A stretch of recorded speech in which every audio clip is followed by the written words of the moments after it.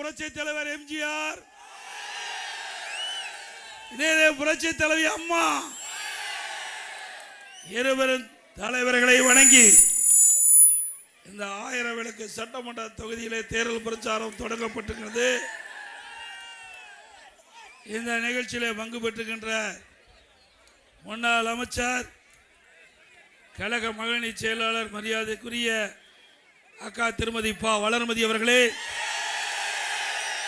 மாவட்ட செயலாளர் ஆதி ராஜாராம் அவர்களே,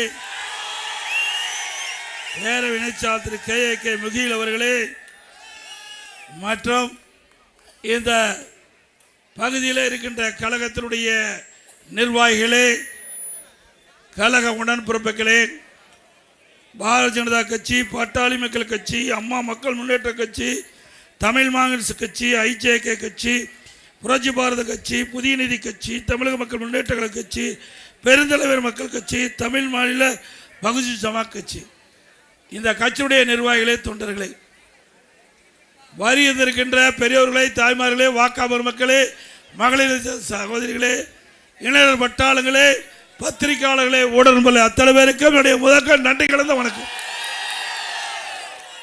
சரியா 12 மணி, உச்சி வெயில், மண்டைய பிளக்குது. எவ்வளவு பிரச்சனை வந்தாலும் பரவாயில்ல, ஆனா நடைபெறுகின்ற தேர்தலில் திமுக வேட்பாளரை வீழ்த்த வேண்டும் என்று நடத்தல். வீழ்த்துவீங்களா? இவ்வளவு வெயிலையும் பொருட்படுத்தாம மகளிர்கள், கழக உடன்பிறப்புகள் எல்லோரும் வரவேற்பு கொடுத்து இந்த தேர்தல் பிரச்சார கூட்டத்திலே கலந்து கொள்வது உண்மையிலேயே மற்றற்ற மகிழ்ச்சி. இதுவே நம்முடைய வெற்றிக்கு சான்று. நான் கூட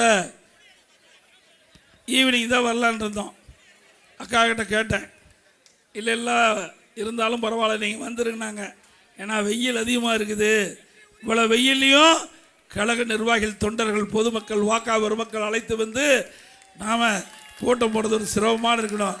இருந்தாலும் பரவாயில்ல, அண்ணா திமுக தொண்டனை பொறுத்த வரைக்கும், நிர்வாகி பொறுத்த வரைக்கும், கூட்டணி கட்சி சேர்ந்த நிர்வாகிகள், தொண்டர்கள் அத்தனை பேரும் நம் வெற்றி பெற வேண்டும் என்ற நோக்கத்தில் இருக்கிறாங்க. இந்த நடைபெறுகின்ற சட்டமன்ற பொது தேர்தல் குடும்ப ஆட்சிக்கு முடிவு கட்டுகின்ற தேர்தல். நடைபெறுகின்ற சட்டமன்ற தேர்தல் வாரிசு அரசியலுக்கு முற்றுப்புள்ளி வைக்கின்ற தேர்தல். செய்வீங்களா?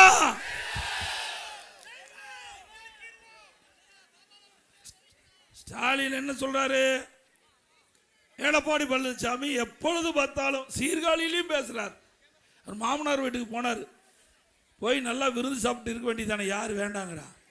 அங்க போய் எடப்பாடி பழனிசாமி தொடச்சேரி வேணுமா? என்ன சாதாரணவரா? நாங்க சிந்திச்சு பாரு, எங்க தொண்டனை கூட ஒரு நாள் தொட்டுப்பா முடியுமா?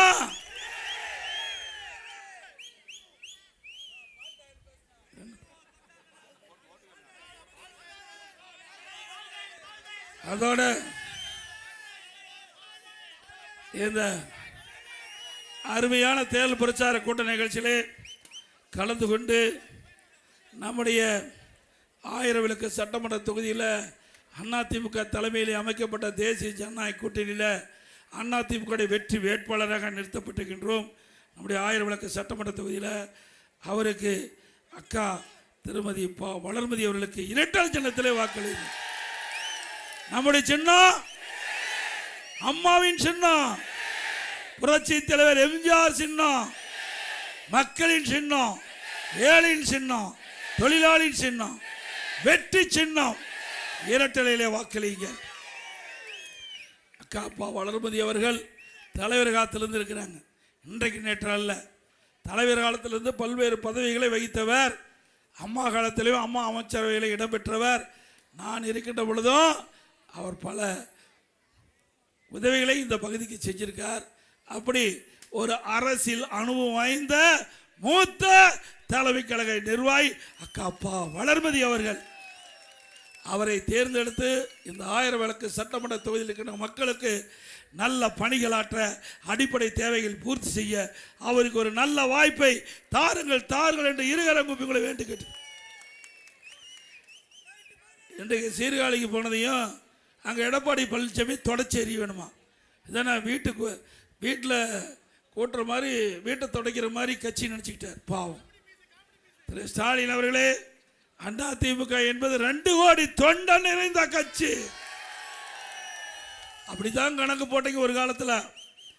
அதிமுக அம்மா மறைஞ்சுக்கு பிறகு அதிமுக உடைக்கலாம், முடக்கலாம், அப்படி ஒரு பி டீமை உருவாக்கி ஏதோ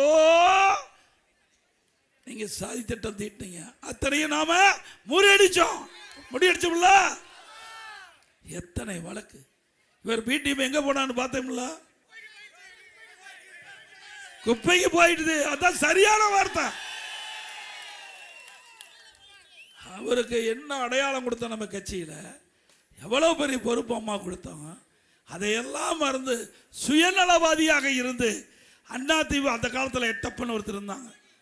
இந்த காலத்தில் அரசர் காலத்தில் எட்டப், அப்படிப்பட்ட எட்டப்பர் துரோகிகள் அதிமுக இருந்து துடைத்தெறிக்கப்பட்டது. அதிமுக தான் துடைத்தெறிஞ்சிருக்கிறோம். இப்ப அதிமுக புனிதமா இருக்குது.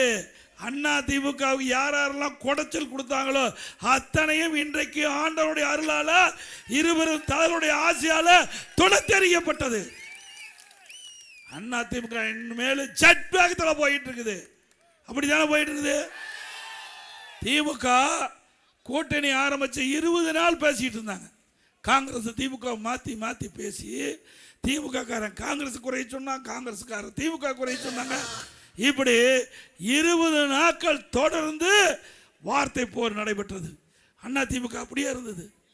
இல்ல, ஒரே நாள் தலைமை கழகத்துக்கு வந்தோம். நம் கூட்டணி தலைவர்கள் நம்முடைய கட்சி அலுவலகத்துக்கு வந்தாங்க. 2 மணி நேரத்தில் பேசி முடித்தோம்.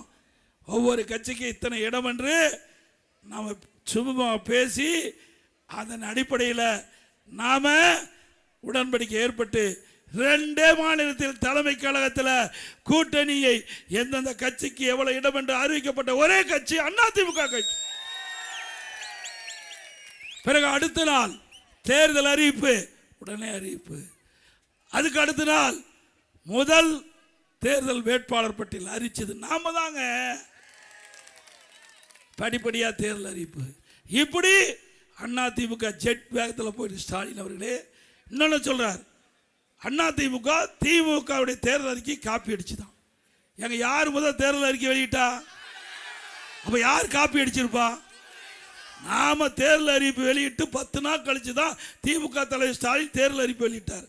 அப்படின்னா நம்முடைய தேர்தல் அறிவிப்பை பார்த்து தான் காப்பி எடுத்தது திமுக. அது அப்படியே உருட்டி பேசுறார். எவ்வளவு பொய்ய பேசுறார் பாருங்க, சிந்திச்சு பாருங்க. இன்னைக்கு அப்பாவும் மகனை அடிக்கிற கூத்து கொஞ்சம் நஞ்சம் இல்லை. அது அடிக்கடி வேண்டாம் தம்பி, மீண்டும் ஏதாவது அவர் பண்ணிடுவார். நீ அடிக்கடி பேசி அது ஞாபகம் வந்து அதனால பிரச்சனை ஏற்பட்டக்கூடாது. வேண்டாம், நல்லா வாழ வேணும், நிம்மதியாக இருக்கணும். நம்முடைய ஆட்சியை பார்த்து நம்ம ஆட்சி சிறப்பாக நடக்கிறது பார்த்து மூக்கு மேல் விரல் வைக்க வேணும். அப்படித்தானே இருந்தது. 4 ஆண்டு 2 மாத காலம் நம்ம ஆட்சி வீழ்த்த நினைச்சாங்க. வீழ்த்துகின்றவர்களுக்கு மூக்கு மேல் விரல் வைத்து நம்முடைய ஆட்சியை பாராட்டுகின்றவர்களுக்கு சிறப்பான ஆட்சி கொடுத்தது அதிமுக அரசு. 4 ஆண்டு 2 மாசம் எவ்வளவு பிரச்சனை, வறட்சி, புயல், வெள்ளம், கொரோனா, சோதனையான நேரத்தில் சிறப்பான ஆட்சி தமிழ்நாட்டை கொடுத்தது அரசு அதிமுக அரசாங்கம். அந்த காலகட்டத்தில் விலைவாசி ஏறல. விலைவாசி ஏறிச்சா? மக்களுக்கு வேலை இல்லை. அப்படிப்பட்ட காலகட்டத்தில் கூட விலை உயராம பார்த்துக்கிட்டோம். அதிமுக ஆட்சியில் அரிசி விலை ஏறல, பருப்பு விலை ஏறல, எண்ணெய் விலை ஏறல. கொரோனா காலத்தில் ஓராண்டு எல்லா குடும்பத்தையும் 1000 ரூபா பணம் கொடுத்தோம். மீண்டும் ஒரு 1000 ரூபா சென்னை மாநகர்களுக்கு மக்கள் கொடுத்தது மட்டுமில்ல, 11 மாதம் விலையில அரிசி போட்டோம், விலையில சக்கரை கொடுத்தோம், விலையில எண்ணெய் கொடுத்தோம், விலையில பருப்பு கொடுத்தோம். ஏழைகளை வாழ வைத்தது அதிமுக. அது மட்டுமல்ல, கொரோனா காலம் அந்த கொரோனா காலத்தில்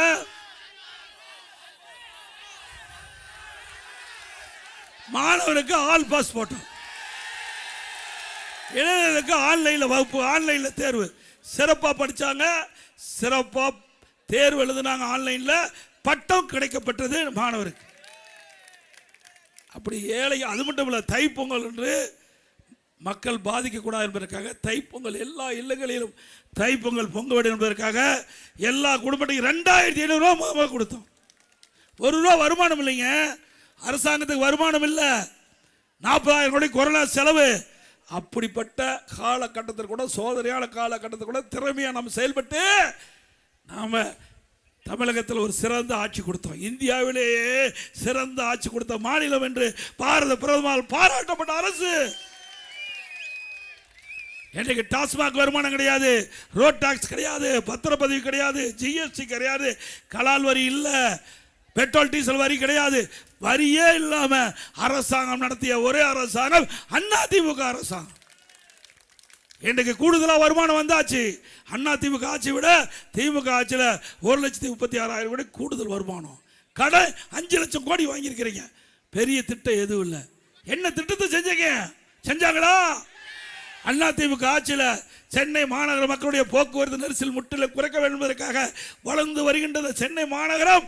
இன்னும் வளரும், போக்குவரத்து நெரிசல் அதிகமாகும், மக்கள் பாதிக்கப்படுவார் என்ற எண்ணத்தின் அடிப்படையில் மெட்ரோ ரயில் திட்டம் கட்ட 63,000 கோடி அனுமதி வாங்கி மத்திய அமைச்சரை இங்கே அழைச்சிட்டு வந்து கலைவாணர்களை அடிக்கல் நாட்டி பெரிய திட்டத்தை கொண்டு வந்த பெருமை அதிமுக வைச்சார். இந்தியாவிலேயே ஒரு திட்டத்துக்கு 63,000 கோடி நிதியை பெற்ற ஒரே அரசாங்கம் அதிமுக அரசு. ஒரு திட்டத்தையாவது உன்னால பெற முடிஞ்சுதா? ஒரே ஆண்டில் அரசு 11 மருத்துவக் கல்லூரி கொடுத்தோம். 11 அரசு மருத்துவக் கல்லூரி, மருத்துவமனை. ஒரு மருத்துவக் கல்லூரி உங்களால் கொடுக்க முடிஞ்சுதா? 6 மாவட்டம் புதுசாக பிரித்து கொடுத்தேன். கோட்டம், தாலுக்கா, 284 ஆரம்ப சுகாதார நிலையம், 2000 அம்மா மெடிக்கல், அதை மூடிட்டு அம்மா ஆட்சி வந்ததில் மீண்டும் திறக்கப்படும். அம்மா உணவகம் கொரோனா காலத்தில் 7 லட்சம் பேருக்கு சுட்ட உணவு தயார் பண்ணி 3 வேளையும் விலையெல்லாம் கொடுத்த அரசாங்கம் அதிமுக அரசாங்கம். மீண்டும் அதிமுக ஆட்சி வந்த உடனே இந்த திராவிட முன்னேற்ற கழகம் அரசியல் கால் புரட்சியின் காரணமாக பல அம்மா உணவகத்தை மூடி இருக்காங்க. சென்னை மாநகரம், தமிழ்நாடு முழுவதும் அம்மா உணவகத்தை மூடி இருக்காங்க. அங்கே தரமான பொருள் கொடுக்கறதில்ல, பொருள் குறைவாக கொடுக்குறாங்க. அந்த உணவு தயாரிக்கின்ற பணியாளர்களை குறைச்சிருக்கிறாங்க. மீண்டும் அதிமுக ஆட்சிக்கு வந்தால் நிறைய பணியாளர் நிரப்பப்படும், தரமான உணவுப் பொருள் கொடுக்கப்படும், ருசியான உணவு அம்மா உணவகத்தில் கொடுக்கும். உங்களால், மீண்டும் சொல்கிறேன், இந்த மக்களால் மீண்டும் அதிமுக ஆட்சி வளர்வது உறுதி. அப்படி அதிமுக ஆட்சி வளர்ந்தவுடனே முதலமைச்சர் கட்டுப்பாட்டில் அம்மா உணவகம் இருக்கும். நேரடி பார்வையில் இருக்கும். முதலமைச்சருடைய நேரடி பார்வையில் அம்மா உணவகம் இருக்கும். தரமான உணவு கொடுக்கப்படும். தனி அதிகாரி நியமிக்கப்படுவார். தனி அந்த உணவு ருசியான உணவு என்று மக்கள் பாராட்டுகின்ற அளவுக்கு பாராட்டை பெறும் அதிமுக அரசாங்கம். அது மட்டுமல்ல, விலைவாசி, நான் ஏற்கனவே விலைவாசி வரி, இன்றைக்கு மின் கட்டணம் 67% ஆச்சு. கடைக்கு 6-9 2 மடங்கு வசூல் பண்றாங்க. அதே போல வீட்டு வரி 100% உயர்த்தியாச்சு. மீண்டும் 6% உயர்த்தி இருக்குது.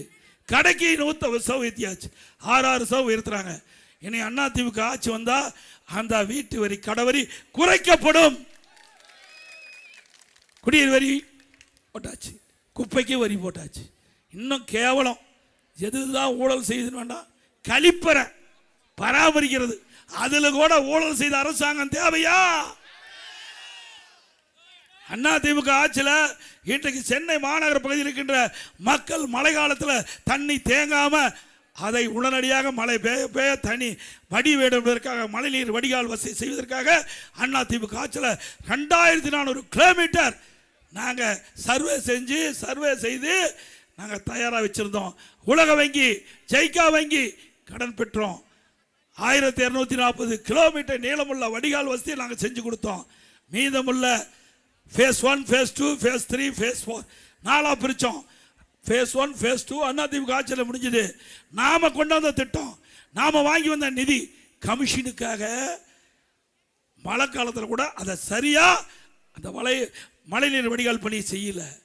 ஒரு வருடம் முதலமைச்சர் 98% முடிச்சுக்கிறார், இன்னொரு அமைச்சர் 75% முடிச்சுக்கிறார், இன்னொரு லோக்கல் இருக்கிற அமைச்சர் யார் தெரியும், மாசாவா அவரு 20 சென்டிமீட்டர் மழை பெஞ்சா கூட ஒரு சொட்டு தண்ணி நிற்காதான்.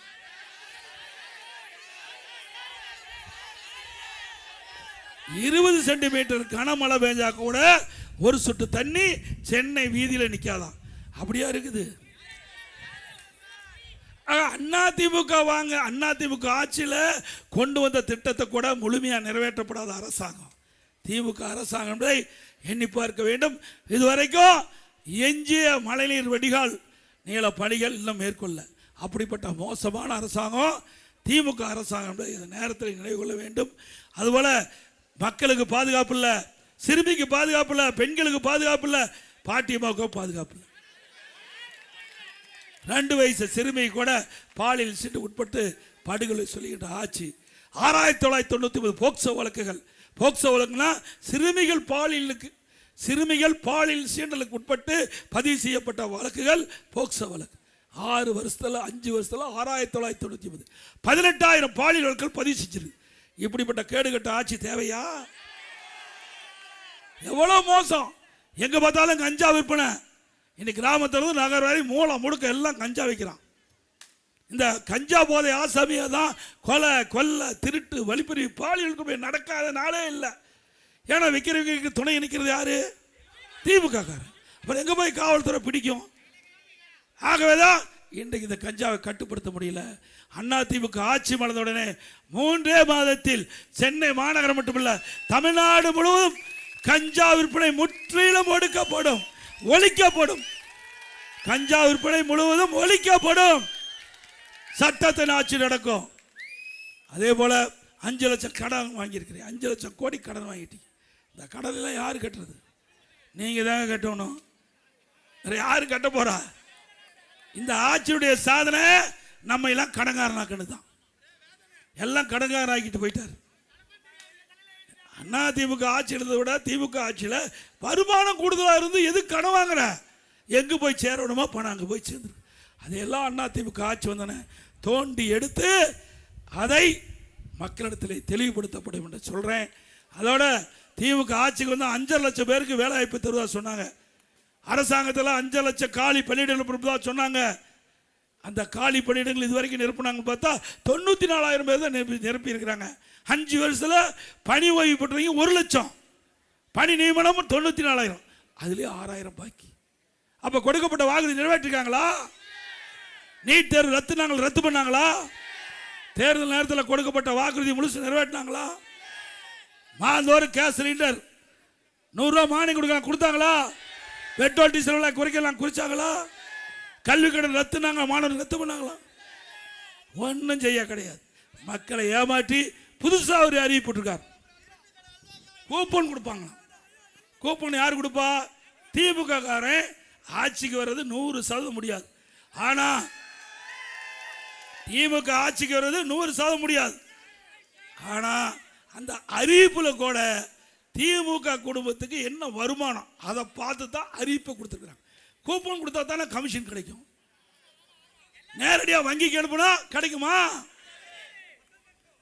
அதிமுக ஆட்சி மலரும். அதிமுக ஆட்சி மலர்ந்த உடனே இன்றைக்கு விலைவாசி உயர்வு, வரி உயர்வு, இதனால் மக்கள் பாதிச்சிருக்கிறாங்க.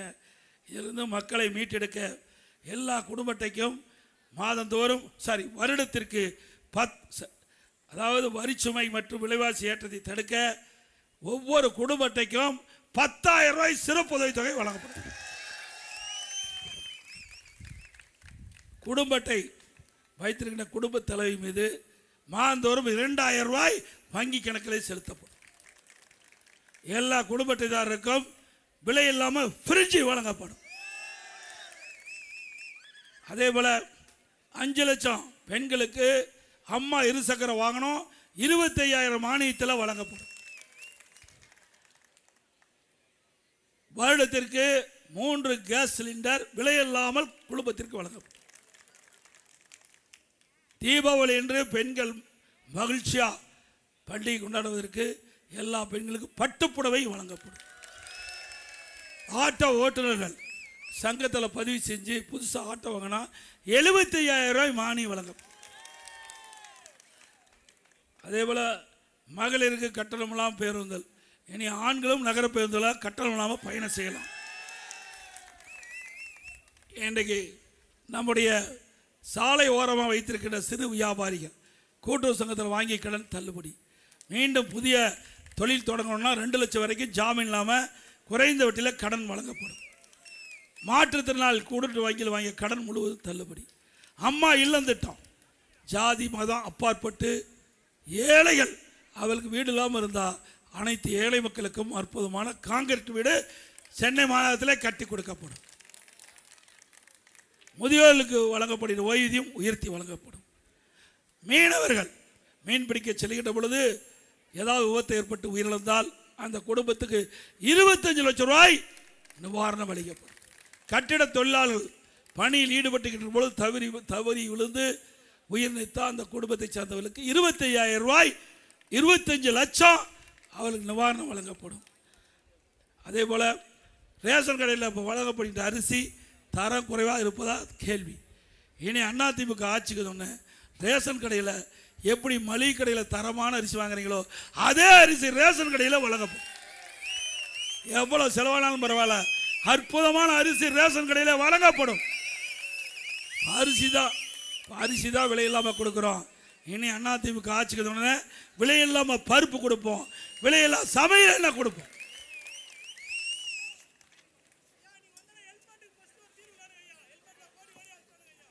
அதே போல் இன்றைக்கு திமுக ஆட்சி வந்த உடனே இங்கே பார்த்தீங்கன்னா வரி உயர்வு ஒரு பக்கம். ஒரு கட்டடம் கட்டினா அதிமுக ஆட்சியில் கிட்டத்தட்ட 38,000 தான் இருந்தது. இப்போ 1,10,000 ரூபா உயர்த்திட்டாங்க. 1000 சதுரடி வீடு கட்டணும், கடை கட்டினா 30,000, பார்த்தீங்கன்னா 37,800 தான். அதிமுக ஆட்சியில் 1000 சதுரடி வீடு கட்டுவதற்கு கட்டண பிளான் அப்ரூவ்டு 1000 சதுரடிக்கு வெறும் 37,800 கழிவுநீர் கட்டமைப்பு உட்பட. இப்போ திமுக ஆட்சியில் பார்த்தீங்கன்னா கிட்டத்தட்ட 1,08,000 ரூபா 1000 சதுரடிக்கு. இன்னைக்கு கட்டண அனுமதி பெற வேண்டும் என்றால் மாநகராட்சியில் 1,08,000 ரூபாய் கட்டணம் செலுத்துவோம். இப்படி கட்டண உயர்வு அதிகம்.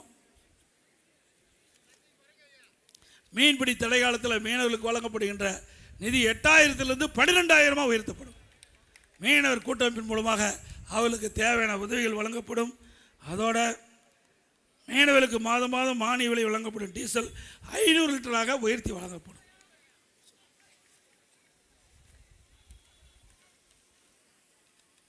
மீனவர்களுக்கும் ஏழை மீனவர்களுக்கும் வீடு கட்டி கொடுக்கப்படும்.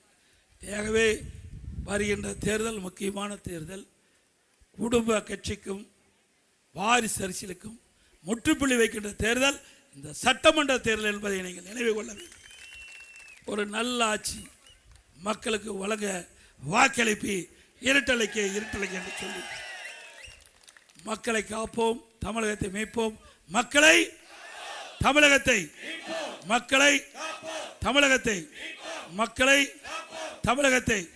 ஸ்டாலின் மாடல் அரசு, பெயர் மாடல் அரசு.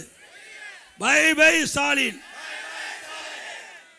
நன்றி, வணக்கம்.